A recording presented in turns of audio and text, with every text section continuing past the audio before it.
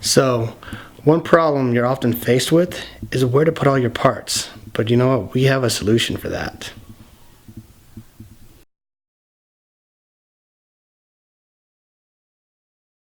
Welcome back. My name's Nick. I'm with Corral already. Today we get to meet a longtime friend, Jason.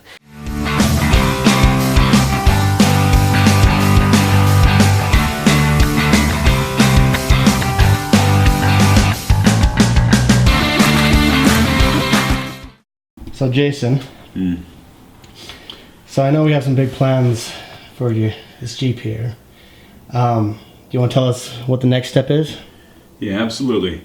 We've already taken care of the back of the Jeep, the long arm setup, the new brackets to the frame, etc.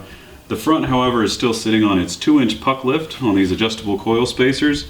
A TerraFlex big brake kit has been added. However, we need to remove all these things, take the whole front axle out completely, and put in our new Curry Rock Jock axle. Starting with getting the wheels off and getting the wheel spacers off that we had applied previously to try to fit the 35-inch tires.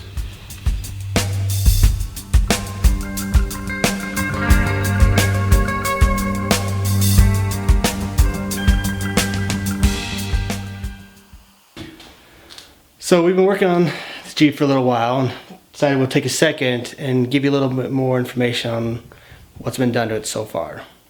So Jason, if you want to jump in, tell us a little bit about what's been done. We're going to start from left to right here. On the left side, we've got the dual Optima batteries with the Genesis dual battery kit.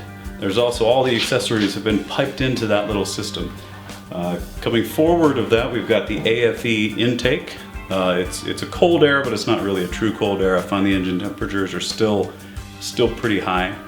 However, though, that all leads into a silver bullet throttle body spacer. I don't think that has any real effect, but it's there, why not? While we get into that too, I'm going to pull off the engine cover. There are some RIP coil packs. They're Mopar orange, they're in here. They've given it about a 10% efficiency increase. You can feel a little bit of power and I can see a little bit of gas mileage increase from it. As we move along, you can see in the back corner here, there is a dual air compressor from ARB. In front of that little section too, we've had to move the vacuum pump from the bumper up into the engine bay, so that's Rock Slide Engineering bracket that's performing that job for us. And then lastly is our relay box. This one we did for $25 in parts, and it's available on Amazon. Oh, that's a great way to go. So Jason, out of all the accessories you've done in the engine compartment, which one's your favorite? I've got to say the Mopar orange coil packs. Those things are nice. Also new spark plugs in there. And then in the future, maybe we'll do another video update, the supercharger from Edelbrock. That'll be the crowning achievement. Awesome, thank you.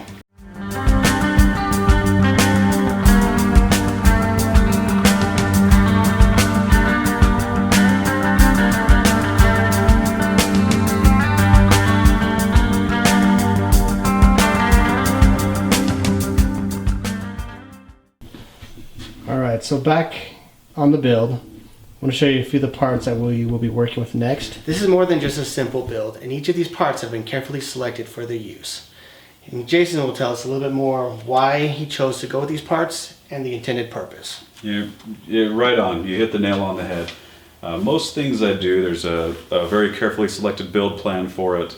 I go through a lot of research to try to find parts that won't interfere with each other that are also some of the best in their class. So along with the axle that's right above us that we're building for this Jeep, we're starting on our knuckle ends with the Rancho high steer knuckles. They're a little bit thicker. Selected them for a number of reasons, in that you can actually put a drag link up on top without having to drill out your high steer sleeve here. Secondly, you can see there's a significant amount of metal up here reinforcing this knuckle, making it extra strong. Plus it's red, it's a nice color, it already goes with the accents of the Jeep. Going on top of that, we're going to be putting on the TerraFlex 8-lug 1-ton hub system, or 8-lug TerraFlex hub kit. Full float, just like any standard front hub. You have a bearing inside and a bearing outside. This will have an actual hub kit, and this is, aside from being 8-lug and also retaining your wheel speed sensor and being one sealed unit, you also have a 35 spline pinned hub. Thank you, Jason. So obviously a lot of thought has gone into this. What results do you expect to see with putting all these different components together? Wanted to have the ability to run a 40-inch tire. However, I don't want to run a 40-inch as my daily driver. So what I built this for is 37-inch tires with the ability if I wanted to try out some 40s, but I'd be running a daily driver on 37s. I think that's big enough for me, and I wanted these parts to last a long time too. I don't want to be having certain parts wear out prematurely while all the rest is beefy. So this is a holistic build, thinking from the ground up, every piece is designed for strength. A lot of time, thank you.